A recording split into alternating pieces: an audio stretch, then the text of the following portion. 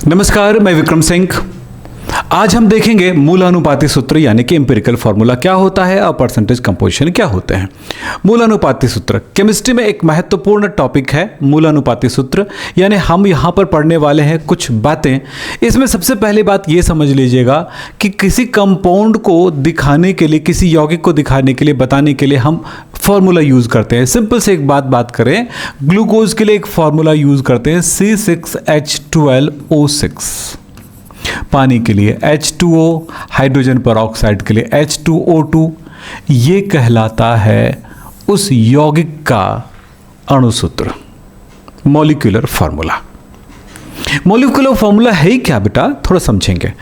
ये समझ लो कि किसी कंपाउंड में, किसी यौगिक में या किसी पदार्थ, ये कंपाउंड है, ग्लूकोज कंपाउंड है, सुक्रोज कंपाउंड है, यानी यौगिक है। इसमें एक अणु में कितने कौन कौन से परमाणु जुड़े हुए हैं। जैसे आप यहां सिंपल से एक बात करते हैं, पानी में, पानी है H2O। H2O में यह देखा गया है कि एक ऑक्सीजन के साथ 2 हाइड्रोजन जुड़ा हुआ है। अर्थात एक हाइड्रोजन और ऑक्सीजन के बीच, हाइड्रोजन और ऑक्सीजन के बीच में अनुपात निकाला जाए तो 2 हाइड्रोजन है और 1 ऑक्सीजन है, यानी कि हर 2 हाइड्रोजन के साथ 1 ऑक्सीजन या 1 ऑक्सीजन के साथ 2 हाइड्रोजन है। हर बार ऐसा ही होगा। मतलब ये मेरे पास कह दूं कि मेरे पास 100 ऑक्सीजन के परमाणुएं हैं तो मुझे 200 हाइड्रोजन की परमाणुएं लगेंगी, दोनों आपस में मिलेगा तो 100 मॉलिक्यूल पानी का मिलेगा। तो ये बात हमें यहां पर समझना है कि अणुसूत्र क्या हुआ।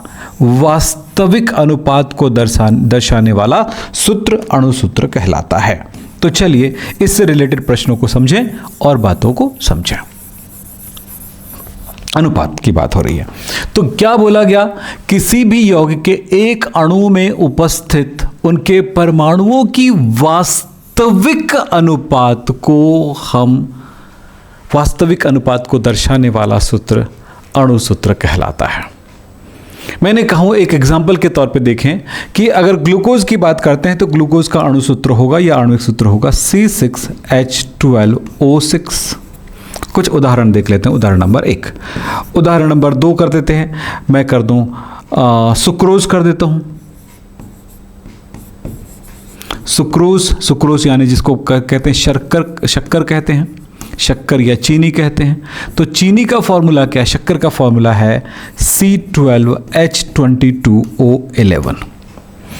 या यहां पर अगर हम एसिटिक एसिड की फॉर्मूला की बात करते हैं तो जरा समझें, जिसको सिरका कहते हो, सिरका, इसको हम क्या नाम देते हैं, विनेगर या एसिटिक एसिड। एसिटिक एसिड को आप लिखते हो CH3COOH। तो इसका अणुसूत्र क्या होगा,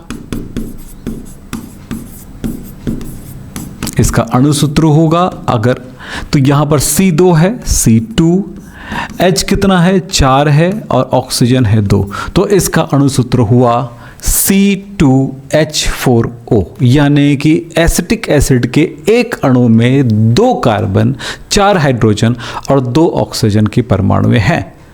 तो हम यहां पर समझे क्या चीज, इसके वास्तविक अनुपात को दर्शा रहा है। कार्बन, हाइड्रोजन और ऑक्सीजन के वास्तविक अनुपात को दर्शा रहा है 2:4:2 को दर्शा रहा है। ये वास्तविक अनुपात है। तो यहीं पर अगर हमने अणुसूत्र समझ गए तो मूलानुपाती सूत्र समझना आसान हो जाएगा।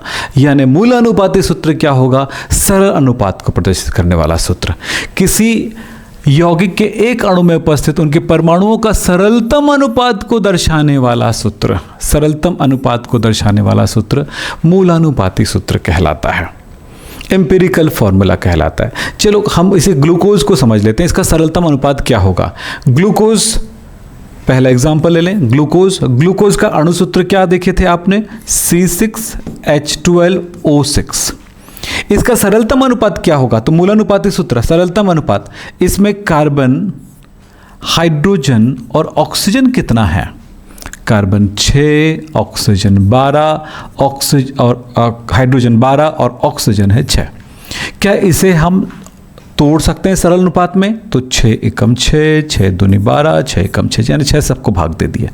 तो हमें क्या मिला, 1:2:1, यानी कि यहां पर कार्बन 1 है। सरल अनुपात में क्या मिला? ये सरल अनुपात हुआ। ये वास्तविक अनुपात है, कितना कार्बन है, कितना हाइड्रोजन है, कितना ऑक्सीजन है, परंतु उस नंबर से सबसे सरल अनुपात यानी ऐसे नंबर से भाग दे दिए कि उससे और छोटा अनुपात नहीं बन सकता है, तो वो अनुपात हमें मिला 1:2:1, यानी कि कार्बन 1 है, हाइड्रोजन 2 है और ऑक्सीजन 1 है। तो इस ग्लूकोज का अणुसूत्र हुआ C6H12O6, लेकिन मूलानुपाती सूत्र हुआ CH2O। दूसरा एग्जांपल लेते हैं, एसिटिक एसिड, सिरका। एसिटिक एसिड का फॉर्मूला आपने क्या देखा था? CH3COOH। इसका अणुसूत्र क्या है? इसका अणुसूत्र है, बताया था, 2 कार्बन है तो आप 2 ही लिखोगे, हाइड्रोजन 4 है तो 4 लिखोगे, ऑक्सीजन 2 है तो 2 लिखोगे। यहां पर अगर इस नंबर को 2:4:2 को किसी नंबर से भाग दोगे, किस नंबर से भाग दे सकते हैं? 2 से भाग दे के देखें सबको, 2/2, 2/2, यानी कि 2 एकम 2, 2 दूनी 4 और 2 एकम 2। यस, यानी कि इसमें भी अनुपात क्या मिल रहा है? मूलानुपाती सूत्र। मूलानुपाती सूत्र हुआ C, 2 एकम 2, 2 दूनी 4, 2 एकम 2, यानी कि C1H2O। यानी कि देखें आपने, ग्लूकोज का भी सेम मूलानुपाती सूत्र हुआ और इसका भी सेम मूलानुपाती सूत्र हुआ। ये हर बार जरूरी नहीं होता है कि सेम ही हो। जैसे एक एग्जांपल देते हैं और आपको दिखाता हूं आपको तीसरा एग्जांपल, बेंजीन। बेंजीन का अणुसूत्र क्या होगा? अणुसूत्र होता है बेटा C6H6, यानी बेंजीन के एक अणु में 6 कार्बन और 6 हाइड्रोजन है, लेकिन इसका मूलानुपाती सूत्र क्या होगा?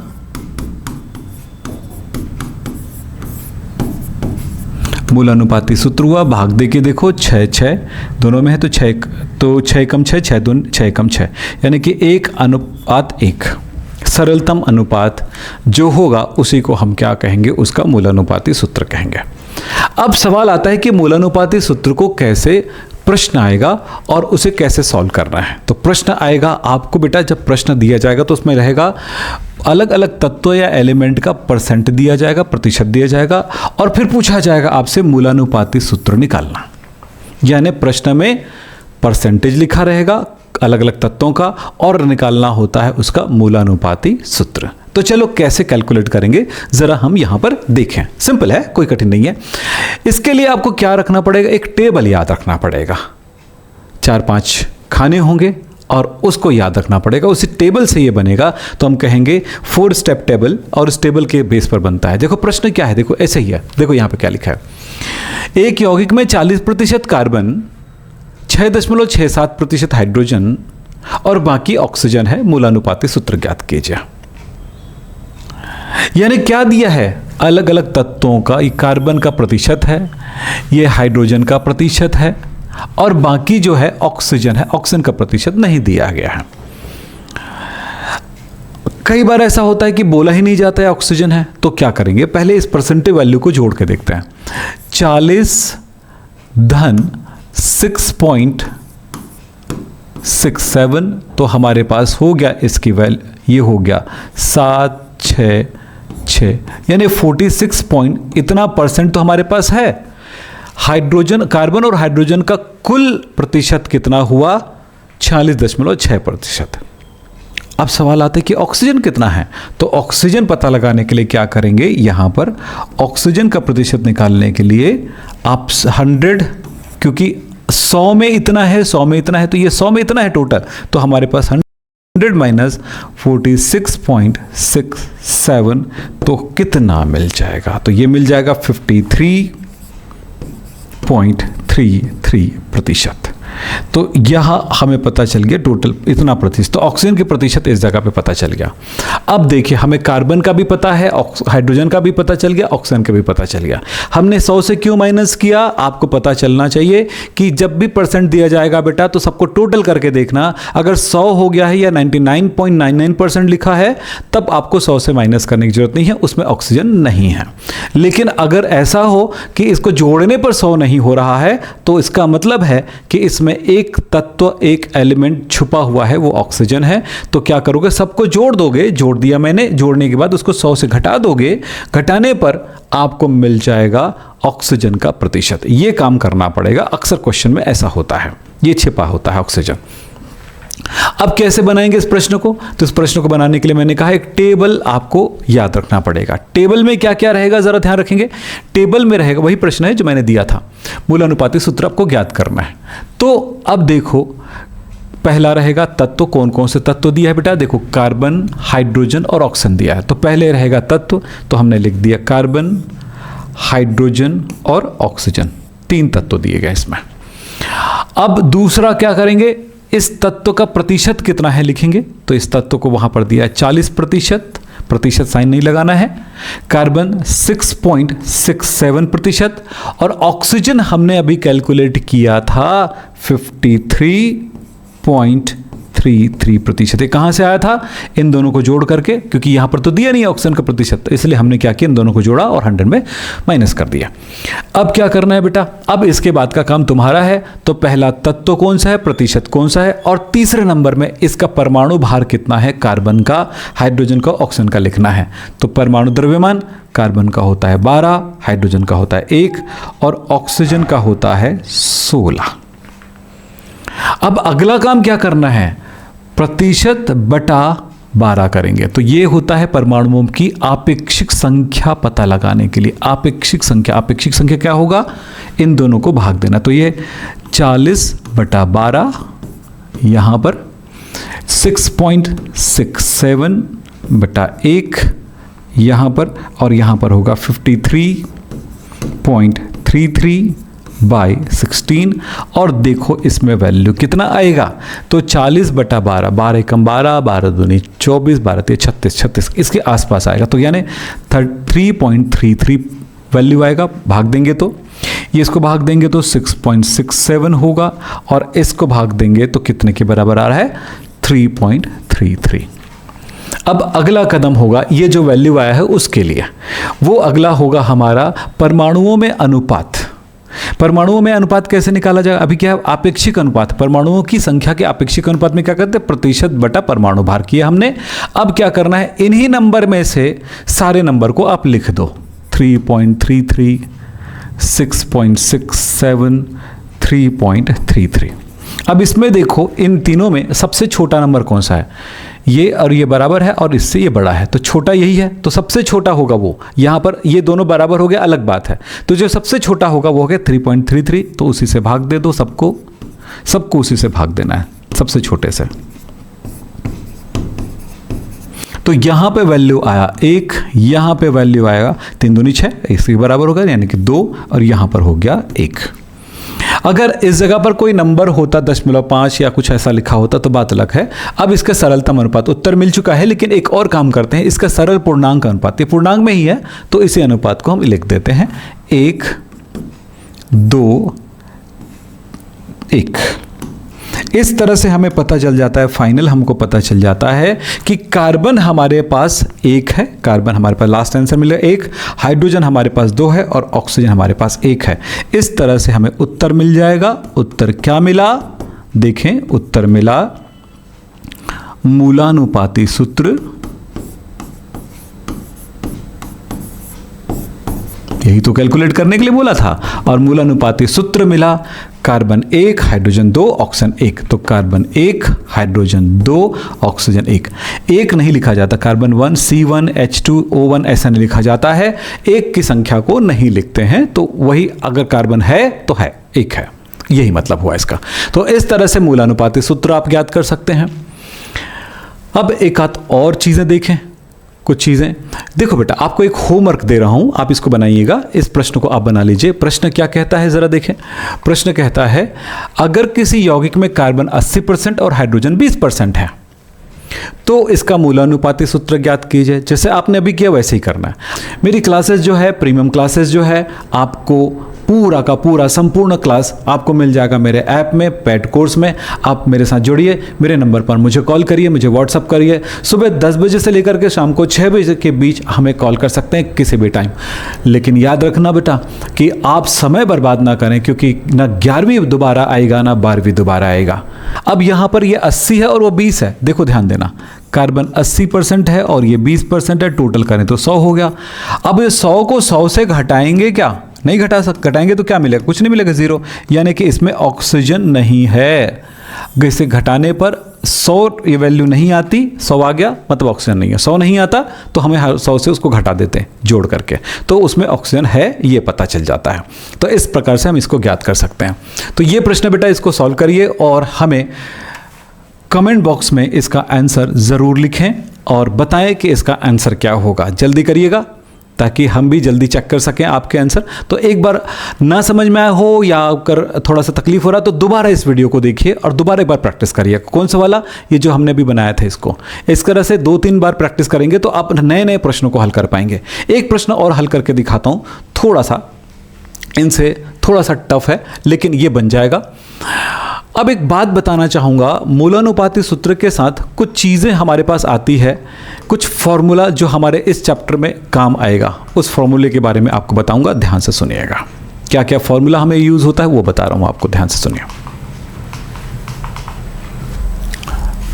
एक है अणुसूत्र बराबर होगा मूलानुपाती सूत्र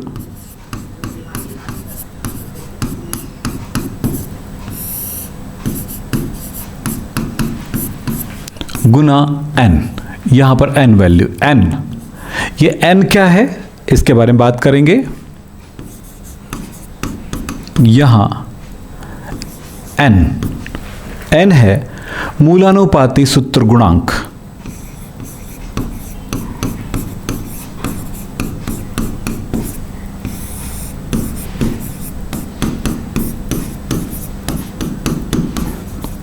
मूलानुपाती सूत्र गुणांक। अब यहां पर ये मूलानुपाती सूत्र गुणांक कैसे प्राप्त करेंगे? तो इसके लिए है n इज इक्वल्स टू आणविक द्रव्यमान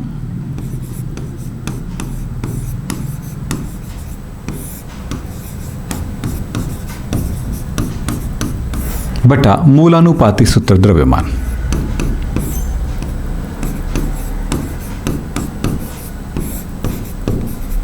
कॉपी में नोट कर लें बच्चा। और इसके बाद बेटा तीसरा नंबर का फॉर्मूला हमारे पास और आएगा। कभी आणविक द्रव्यमान ज्ञात करने के लिए पूछा जाए तो आणविक द्रव्यमान बराबर होगा 2 गुणा वाष्प घनत्व।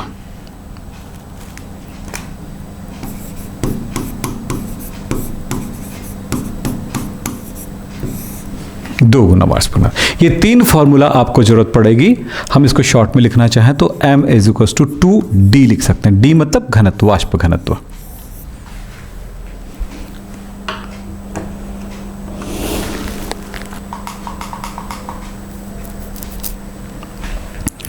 चलिए एक प्रश्न और हल करते हैं। ये प्रश्न है, एक कार्बनिक यौगिक में कार्बन 61%, हाइड्रोजन 11.88% पाई गई। यदि यौगिक का वाष्प घनत्व दिया गया है, ये देखो वाष्प घनत्व दिया जाएगा तो अणुभात्र निकाल सकते हैं, आपको पता है अणुसूत्र निकाल सकते हैं, आणविक द्रव्यमान निकाल सकते हैं। तो उसका मूलानुपाती सूत्र ज्ञात करना है और अणुसूत्र ज्ञात करना है। हम इतने सारे काम कर सकते हैं। थोड़ा सा उस क्वेश्चन से थोड़ा सा टफ है लेकिन ये भी सीखने लायक है। चलिए क्या क्या दिया है? कार्बन दिया है तो तत्व दिया है कार्बन, हाइड्रोजन। कार्बन कितना दिया है? 61% और हाइड्रोजन दिया है 11.88%। लेकिन सवाल यह होता है कि यहां पर दोनों को जोड़ेंगे 61 11.88 तो क्या ये टोटल 100 हो रहा है? 72.88 हो रहा है।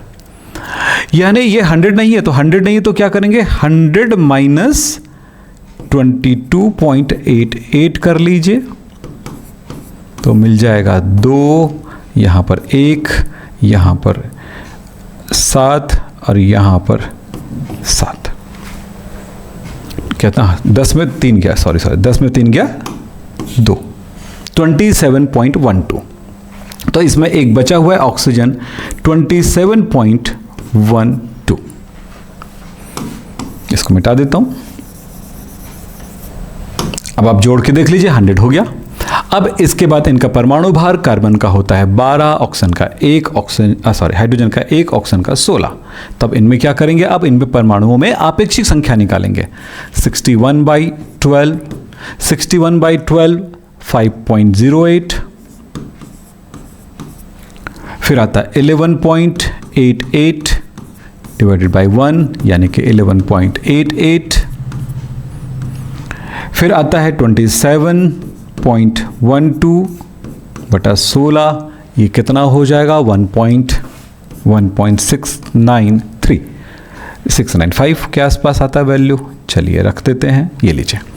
अब क्या करेंगे, इनमें परमाणुओं में अनुपात, ये परमाणुओं की आपेक्षिक संख्या है। अब इसमें अनुपात क्या होगा, परमाणुओं में अनुपात हमने कहा था सबसे छोटे से भाग देना है सबको, तो ये इनमें सबसे छोटा ये नीचे वाला है, तो क्या होगा 5.08, 11.88 और ये है 1.695। अब इसको भाग दे दें 1.695 लिख सकते हो, आपकी मर्जी, 695 और ये है 1.695, तो ये तो वैल्यू 1 हो गया। ये लगभग 3 के बराबर जाएगा और ये जाएगा 7 के बराबर। तो इस तरह से ये वैल्यू मिल गई। अब हमारे पास परमाणुओं में सरल अनुपात 371 मिल गया। तो हमें पता चल गया, अतः मूलानुपाती सूत्र मिल गया। टेबल के बाहर लिखिएगा, मेरे पास जगह नहीं है तो मैं यहीं पे लिख देता हूं। मूलानुपाती सूत्र हमारे पास मिल गया C3H7O1, C3H7O, ये मूलानुपाती सूत्र है। मूलानुपाती सूत्र है C3H7O। तो इसका मूलानुपाती सूत्र द्रव्यमान क्या होगा? तो ये बड़ा आसान सा तरीका है इसको सॉल्व करने का। देखें, हमने क्या देखा, मूलानुपाती सूत्र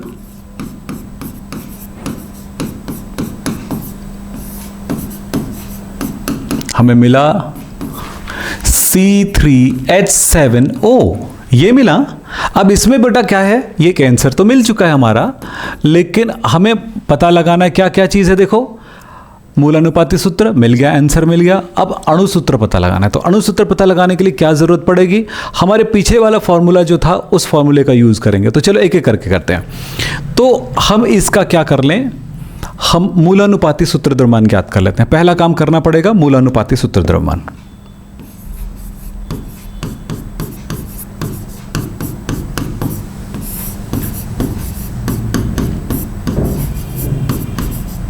ये पहला काम कर लें। मूलानुपाती सूत्र द्रव्यमान, कार्बन का परमाणु भार 12 गुणा 3 बार कार्बन है, प्लस ऑक्सीजन का परमाणु भार 1 गुणा 7 और प्लस ऑक्सीजन का परमाणु भार होता है 16। आप यहीं पर लिखे हो, ये देखो, कार्बन का परमाणु भार 12, हाइड्रोजन का 1, ऑक्सीजन का 16, वही चीज़ है। ये याद रखने के लिए मैं एक टेबल बताऊंगा, एक मतलब मेन इंपॉर्टेंट कुछ तत्वों का परमाणु भार याद करने का लिस्ट बताऊंगा, उसको आप याद कर लेना, आपके लिए हमेशा काम आएगा। वो उतने ही तत्वों का पूछा जाता है बार बार।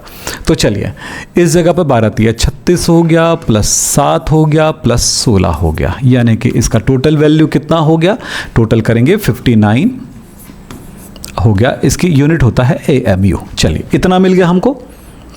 ये मूलानुपाती सूत्र हो गया, का द्रव्यमान हो गया।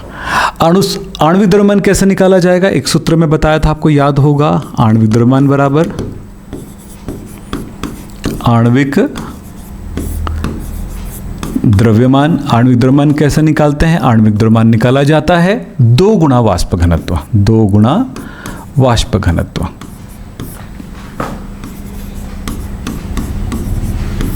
तो अब यहां पर आणविक द्रव्यमान को हम तो यहाँ पर 2 हो गया। आणविक द्रव्यमान कितना है? वाष्प घनत्व तो यहाँ पर क्वेश्चन में लिखा होगा, देखो 59, यहाँ पर भी 59 आया, तो ये अलग चीज़ है, ये अलग चीज़ है। मूलानुपात से सूत्र द्रव्यमान है ये, जबकि यहाँ पर वाष्प घनत्व 59 दिया है जो क्वेश्चन में दिया है। तो कितना हो गया? 118 AMU एटॉमिक मास यूनिट। ठीक है, अब बेटा हमें n निकालना पड़ेगा। एक दूसरा सूत्र है हमारे पास n के लिए, तो आप जानते हो n निकालना होगा, तो n की वैल्यू होगा आणविक द्रव्यमान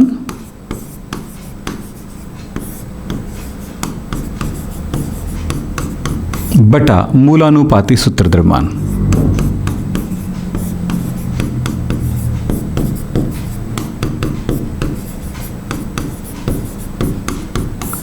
तो n इज इक्वल टू हुआ आणविक द्रव्यमान कितना है बेटा? ये 118 और मूलानुपाती सूत्र द्रव्यमान यहां से मिला 59, वैल्यू आया 2। अब फाइनल आंसर हमारा हो जाएगा, सूत्र है अणु सूत्र ज्ञात करना है। तो अणु सूत्र बराबर होता है मूलानुपाती सूत्र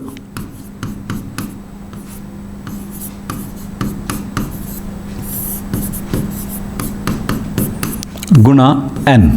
तो मूलानुपाती सूत्र क्या है? C3H7O और n की वैल्यू है हमारे पास 2, तो 2 से गुणा कर दो, तो 3 दूनी 6, 14, 7 दूनी 14,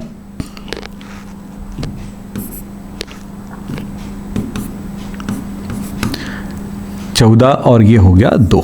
ये हुआ आंसर हमारा। इस तरह से हम आंसर ज्ञात कर सकते हैं, हम इस तरह के प्रश्नों को हल कर सकते हैं। अब एक नई चीज़ पढ़ते हैं हम इसके बाद। एक प्रश्न मैं आपको और दे देता हूं, आप इसको, अच्छा ये वाली लिस्ट,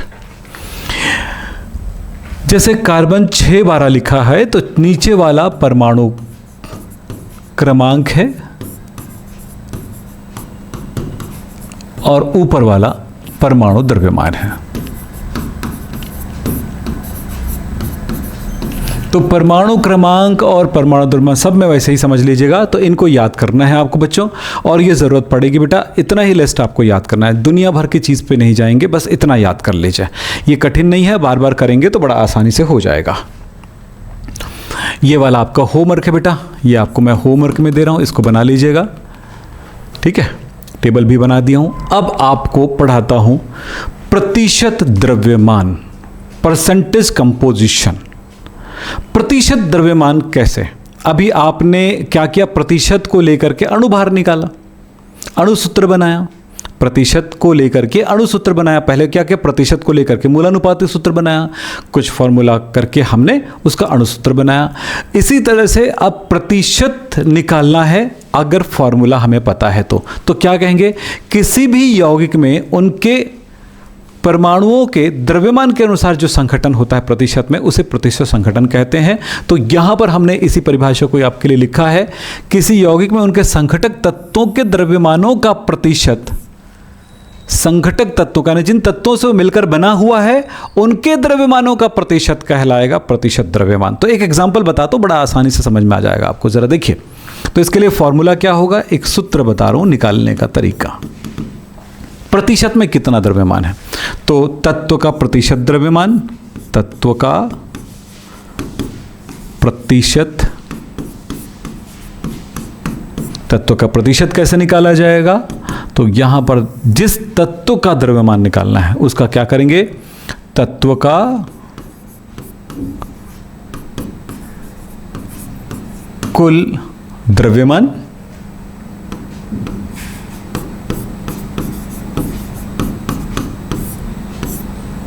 गुणा 100 बटा आणविक द्रव्यमान।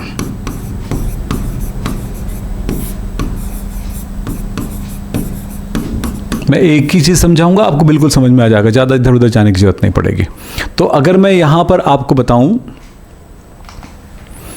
यहां पर एक एग्जांपल लेता हूं, जल में H2O का प्रतिशत द्रव्यमान ज्ञात कीजिए, क्वेश्चन है, मान लेते हैं। प्रतिशत संघटन बताना है, क्या बताना है? का प्रतिशत संघटन बताना है।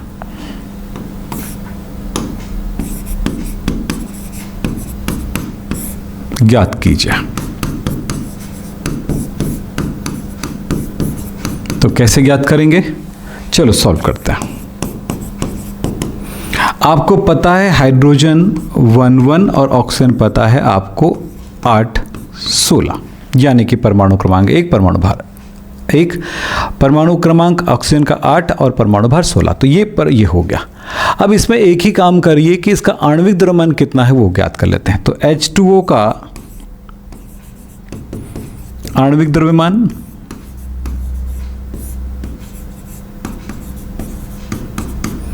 कितना रहेगा, हाइड्रोजन का परमाणु भार 1 होता है गुणा 2 धन ऑक्सीजन का परमाणु भार 16 होता है, तो हो गया कितना 2 धन 16 बराबर 18, तो 18 है। अब इस फॉर्मूले के अनुसार हम काम करेंगे, हाइड्रोजन का प्रतिशत ज्ञात करेंगे। हाइड्रोजन का प्रतिशत ज्ञात करने के लिए क्या करोगे बेटा, देखो फॉर्मूला में लिखा है तत्वों का, किस तत्व का, हाइड्रोजन का कुल द्रव्यमान। हाइड्रोजन, पानी में हाइड्रोजन 2 है तो उसका कुल द्रव्यमान हुआ 2 गुणा 100 बटा अणु द्रव्यमान, यानी हो गया कितना 18, तो कितना हुआ यहाँ पर 2 एकम 2 दूनिया, तो ये हुआ 100 बटा 9, यानी कि कितना हो गया बेटा, इसको भाग दिए तो 88 पॉइंट, यहाँ सॉरी 11 पॉइंट, क्योंकि कितने बार 11.88%। तो हाइड्रोजन का प्रतिशत मिल गया। अब यहाँ पर 2 ही तत्व है तो ऑक्सीजन का प्रतिशत कैसे निकालोगे, तो ऑक्सीजन का प्रतिशत निकालने का तरीका है सीधा सीधा 100 माइनस 11 कर दो, तो कितना हो जाएगा, ये हो जाएगा 88.88%।